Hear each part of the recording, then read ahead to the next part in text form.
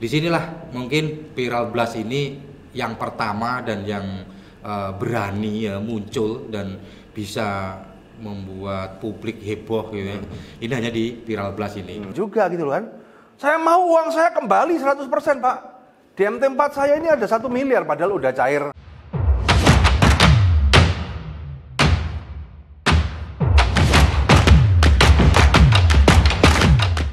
Usaha dengan kartu kredit. Join Credit Card Revolution. Halo Sisma, ketemu bersama saya Roy Sakti bakal kartu kredit. Nah, kali ini kita ada podcast spesial karena di sini ada Ketua Paguyuban Korban Viral Blast, Mas Riko, dan didampingin oleh Mas Edi, lawyer yang menanganin kasus Viral Blast ini. Nah, kalau Anda yang kurang paham, kasus Viral Blast ini adalah kasus robot trading yang pertama kali meletus. Ya, itu kasusnya unik karena itu pengakuan dari pemiliknya sendiri. Nah, Anda mungkin bisa lihat rekaman dari percakapan para pemiliknya yang itu udah kayak film-film Netflix itu. Ya, bagaimana perusahaannya itu mau dimanipulasi WD, kemudian mau digoyangkan begini, bahkan ada terlibat oknum-oknum dari asosiasi ya. Yang sampai sekarang kok biar baik-baik saja. Nah, tapi hari ini kita nggak bahas kasus itu, tapi kita akan bahas adalah yang mau saya ulik dari mereka-mereka ini adalah langkah sebagai seorang korban. Kenapa?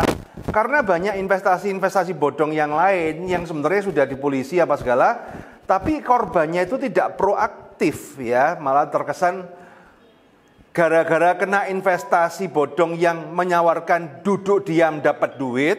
Teman-teman ya, karena kebiasaan ini, korban ini ya, terpikat dengan investasi yang menawarkan duduk diam dapat duit ya. Kemudian dikira ketika kasusnya sudah terungkap, diurus polisi, kemudian Anda bisa duduk diam, uang kembali ke Anda. Kok enak banget gitu ya. Nah, ternyata nggak seperti itu. Nah, hari ini kita belajar, semoga langkah-langkah ini bisa menjadi inspirasi buat teman-teman juga, terutama yang kasusnya sudah sampai di polisi ya, apalagi ini sudah mau masuk pengadilan, masih banyak yang harus Anda lakukan. Nah, kita kenalan dulu. Ada Mas Riko, perkenalan dulu Mas. Nah, selamat pagi. Ya, Mas Riko ya. Terima kasih banyak telah diundang di podcast ini. Perkenalkan, nama saya Riko Suroso. Saya kebetulan ditunjuk teman-teman sebagai ketua paguyuban. Nama paguyuban kami Kompak Viral Bangkit Bersama. Terdiri dari 1.219 anggota member. Yang di dalamnya kerugian sekitar 140 M. Padahal kasusnya itu kerugiannya pasti jauh di atas itu ya. Iya, betul. Tapi kenapa kok yang terkumpul hanya segitu ya? Yang lain, korban yang lain pada kemana Mas Riko? Iya, kemarin kita ini sempat share ke semua, bahkan ke para top leader. Cuma enggak tahu mereka yang lain mungkin sudah untung atau gimana. Jadi apalah terus atau top leadernya takut seperti takut sendiri aja mereka. Jadi itu pun kita awalnya ada 2 gelombang ini Koroy. Kita ada 2 gelombang. Gelombang pertama kita bisa mengumpulkan 800 orang. Lalu kemudian dari pihak Mabes Polri membuka posko, kita kontak dengan pihak Mabes, ternyata kita diperbolehkan untuk membuka lagi di gelombang kedua. Jadi BAP-nya saya 2 kali. 2 kali ya? 2 kali untuk membackup supaya dari pihak Bareskrim ini bisa, kalau bisa semuanya dirangkul.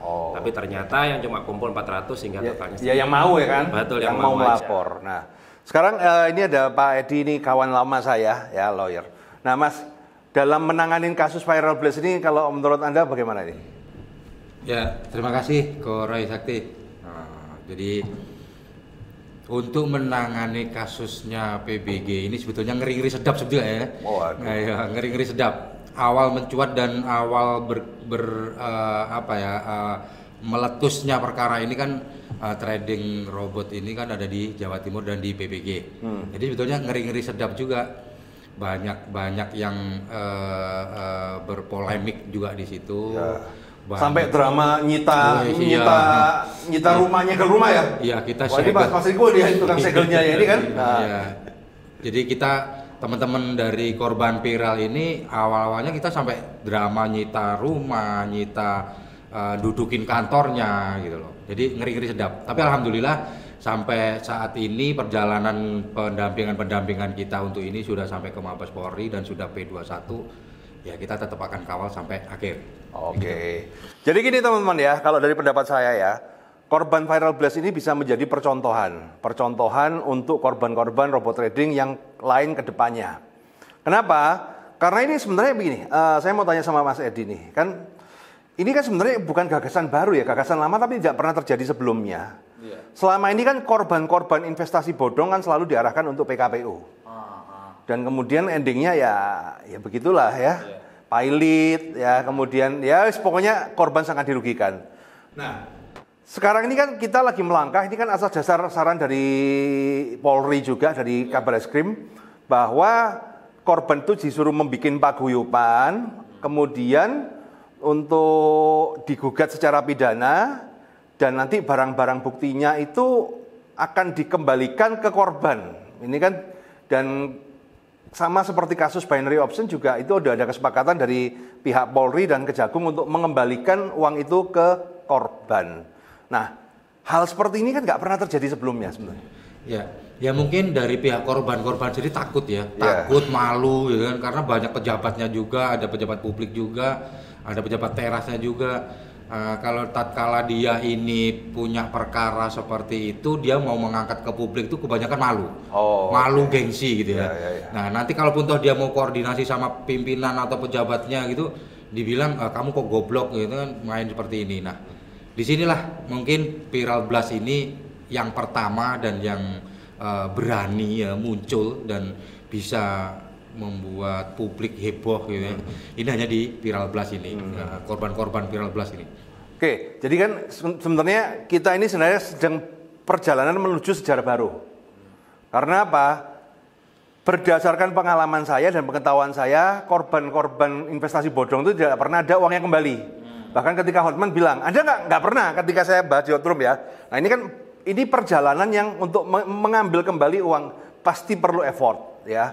Nah tapi kalau saya pribadi melihat bahwa harusnya kasus viral blast ini lancar ya, karena dari pihak pelaku juga tidak ada perlawanan, dari korban juga bersatu. Karena biasanya yang membuat gagal ini kan ketika korban tidak bersatu. Nah langkah-langkah apa nih Mas Riko? Kok bisa korban tuh kompak ya, walaupun tidak 100% ya, tapi minimal kan ada satu yang mayoritas. Tipsnya apa sih Mas? Kalau saya itu yang pertama memang harus ada yang mengawali kok. Harus ada yang mengawali. Yang kedua, yakin aja bahwa saya pastikan di sini bisnis robot trading semuanya pasti bodong. Yakin aja bahwa ini tidak akan bisa membuat kamu kaya dengan duduk diam. Jadi kalau kita tidak bergerak sekarang, ya kapan lagi? Kalau saya itu. Lalu tips untuk mengumpulkan sampai begitu banyak memang itu butuh effort yang lebih. Yang terpenting saya di sini bersama dengan para pengurus, saya selalu tekankan kita di sini jangan otoriter, kita di sini sama-sama korban untuk menimbang dalam hal keuangan, dalam hal pengerjaan semua kita terbuka dan transparansi semuanya. Oke. Nah, ini pengalamanku ya, nanganin kasus yang lain ya, kasus-kasus investasi yang bodong, kadang-kadang itu korban ini nggak teli. Ya aku ngomongnya orang Jawa gua teli ya kan. Selalu ngomongnya begini, aku kan sudah korban, masa mesti keluar duit lagi? Ada nggak ya kayak gitu di viral blast? Waduh, banyak Pak. Banyak ya kayak gitu? Banyak, awalnya banyak. Apa kalau pakai pengacara pasti uang kembali? Ya itu kan, itu pertanyaan yang banyak. Ya kayak begitu tuh banyak nggak? Banyak Pak, awalnya banyak. Tapi karena mungkin teman-teman pengurus ini sabar, lalu dari pihak lawyer pun juga menunjukkan kinerjanya, kami pun juga menunjukkan kinerjanya, sehingga mereka akhirnya percaya bahwa wah ini adalah salah satu wadah saya untuk bisa mendapatkan uang saya kembali. Bahkan mungkin begini, banyak juga korban-korban ini seperti yang disampaikan tadi, aku udah korban, masa harus ngeluarin duit lagi kan begitu ya. Nah ini apalagi yang bicara begini, pengacara itu nanti kalau kita bawa ke pengacara, nanti pengacara itu hanya mengambil uangnya aja, pekerjaan nggak itu biasanya kayak begitu tuh. Biasanya begitu. Nah orang-orang yang begini ini kan kalau kita melihat dia makan telo gorengnya kurang jauh lah gitu loh, ya kan? Ya kita nggak bisa nyalain karena memang oknum-oknum tuh banyak yang kayak gitu tuh Mas. Iya. Nah ini buat teman-teman ya juga pelajaran ya. Jadi kan ini kan sebenarnya analogi yang sepele banget ya. Sama kayak Anda sakit kemudian datang ke rumah sakit ya. Kemudian minta operasi. Loh aku kan udah sakit, masa masih keluar duit? Loh, kan itu kan lucu ya. Apakah ketika operasi pasti yakin sembuh? Ya kan enggak juga kayak begitu. Ya cuman buat teman-teman ya, kalau Anda cuman mau duduk diam uang kembali ya enggak ada. Contohlah korban-korban dari viral blast ini yang ini effort loh teman-teman. Dari Surabaya hadir ke Malang, ya kan pagi-pagi ke sini. Wah, sudah ngabisin waktu, ngabisin tenaga, ngabisin duit. Betul nggak Mas? Betul. Nah, ini perjuangan yang Pak, ya tinggal kita bisa melihat. Mungkin ya kita nggak ada yang berani jamin lah, uang itu akan kembali 100% atau tidak. Tapi ini minimal ya dengan effort itu kan minimal kita ada apa ya? Ya ini kita sedang membuka tonggak sejarah baru. Karena jadi buat teman-teman kita harus kawal kasus viral blast ini. Karena apa? Kalau dari viral blast ini ya sampai sukses uang kembali ke korban, ini akan menjadi contoh kan? Ini kan contoh. Oh berarti pakai alur seperti ini bisa kembali. Karena kalau sampai dari viral blast ini nggak dapat apa-apa ya, apalagi yang lain itu loh. Apalagi yang lain loh ya. Loh, karena kan kalau saya lihat ya kasus viral blast ini sebenarnya sudah gampang. Sepele aja sih. Korban sudah mengaku, sudah ada pengakuan, semua udah transparan. Nah, tinggal kita lihat polisi ini berjalan, kemudian nanti kan di Kejaksaan Agung itu bagaimana. Nah, tapi ada satu pertanyaan yang agak dalam hati itu mau tanya agak sungkan, tapi ya tak tanyakan aja lah ya. Kan saya ngikutin berita-berita tentang viral blast ini ya. Kalau nggak salah itu saya lihat itu di Detik ya. Jadi kan saya melihat itu di Detik bahwa total yang disita dari viral blast ini sekitar 90 miliar. Ya, total 90 miliar. Nah, yang jadi pertanyaan saya nih, mungkin teman-teman bisa, saya nggak berani mengambil kesimpulan apa-apa, makanya saya bertanya pada korban dan pengacara nih.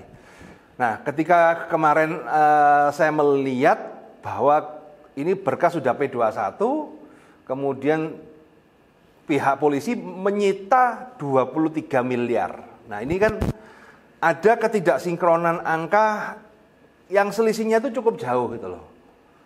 Ya, ini kalau dari korban itu bagaimana? Dari korban dan dari, saya ingin tahu sih seperti apa. Ya. Ini kita nggak nuduh loh ya teman-teman ya. Saya cuma mempertanyakan, mungkin kita nggak ngerti apa-apa ya. Ya. Nah, kalau dari kami sebagai korban itu juga banyak pertanyaan dari member-member juga. Iya. Kenapa kok kemarin apalagi di Detik itu juga dicantumkan pernah menyita aset kripto sebanyak 50 M. Itu sudah saya baca dan sudah kita berikan pada lawyer.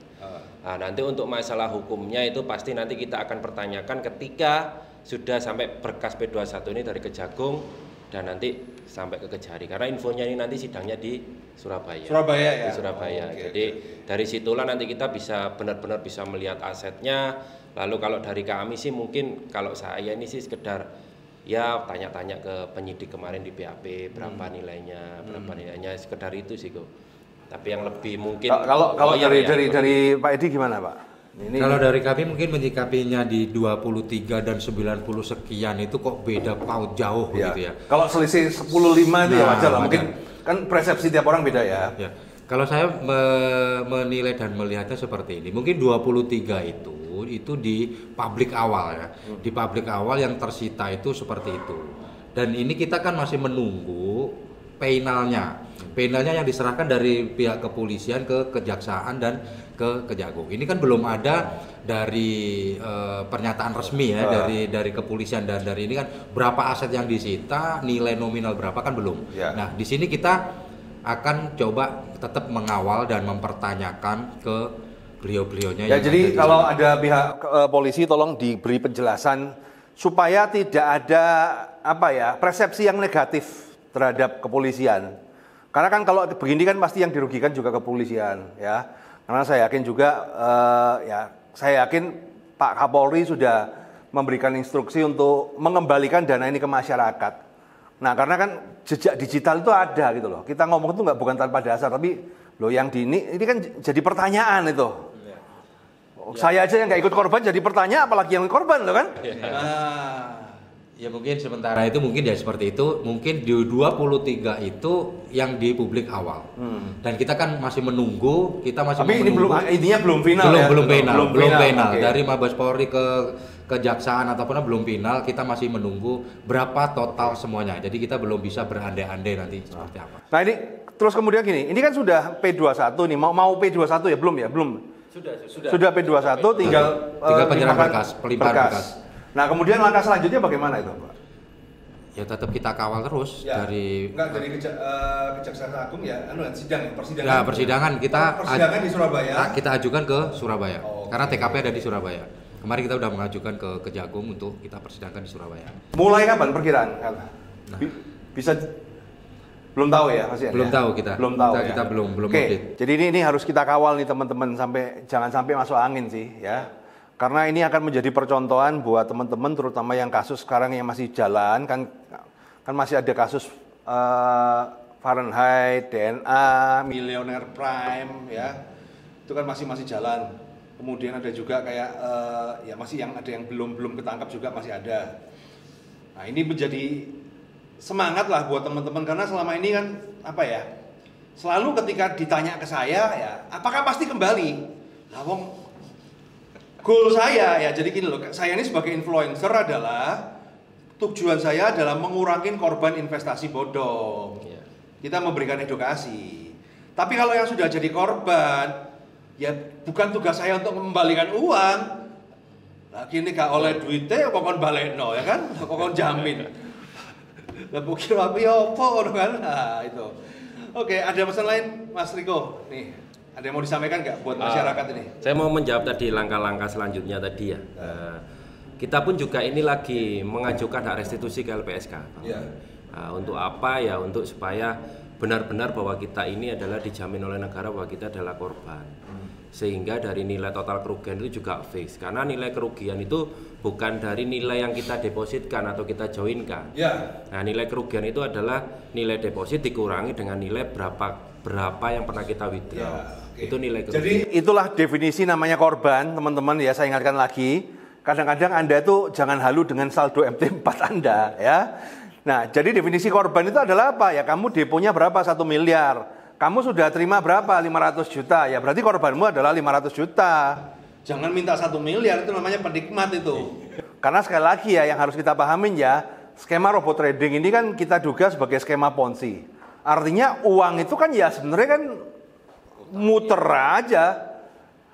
Jadi kemudian kalau mengharapkan Anda uangnya utuh, kadang-kadang begini, saya kadang-kadang sama korban itu ya, saya itu niat nolong, tapi kok ya malah yel-yelan sama saya, ya ngapain juga gitu loh kan. Saya mau uang saya kembali 100% Pak. Di MT4 saya ini ada 1 miliar, padahal udah cair 900 juta apa segala, kalau ya jangan, itu kan namanya kan nggak tahu diri itu ya. Nah, kalau dari Mas Adi gimana?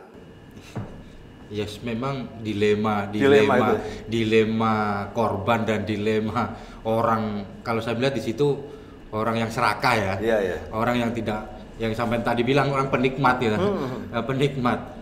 Banyak juga ini klien-klien yang dari korban PBG itu ya seperti itu. Aku nggak mau ikut lah, aku diem aja. Nanti itu cair, aku juga pasti dapat gitu. Nah, dapat dari mana gitu kan? Dapat dari nenek moyang lo. Nah, jadi gini teman-teman ya. Jadi kenapa dibentuk paguyuban? Karena itu untuk mendata korban.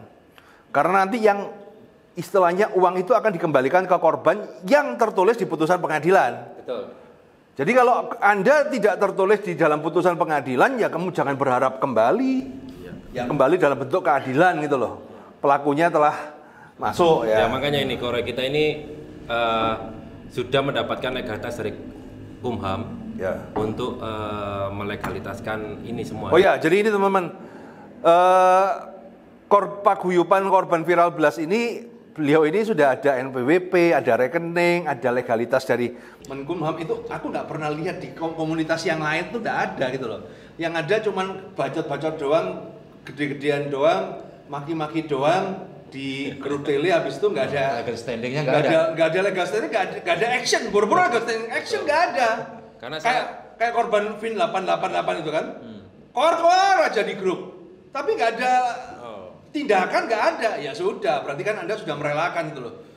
Dan jangan kemudian Anda nyalakan pemerintah, nyalakan Jokowi, nyalakan polisi. Loh, Anda tidak bergerak kok, teman-teman. Ya, betul sih. Memang kemarin kita juga bicara dengan stakeholder semuanya, memang legalitas ini juga diperlukan. Mungkin ini bisa buat percontohan untuk teman-teman korban robot trading yang lain. Buat legalitas supaya nanti di kemudian hari tidak ada sengketa, tidak ada perdebatan dari semua korban. Seperti itu tujuan kami. Oke, nah ini saya rasa udah cukup ya teman-teman ya. Jadi tugas kita sebagai masyarakat, kita kawal kasus Firewall Blast ini karena ini akan sebenarnya ini pintu kunci. Karena begitu ini sudah bisa kembali, artinya nih kasus ini kan bisa dicontoh nih. Oh, berarti ketika terkena investasi bodong, tindakannya seperti ini, maka uang akan kembali. Dan ini menjadi salah satu tonggak sejarah. Karena untuk pertama kalinya, uang dari investasi bodong Ponzi itu bisa kembali. Karena sebelum-sebelumnya tidak pernah ada yang kembali. Nah, oke. Sekian dari saya. Terima kasih Mas Riko dan Mas Edi. Ya, semoga bermanfaat. Sukses selalu guys. Thank you.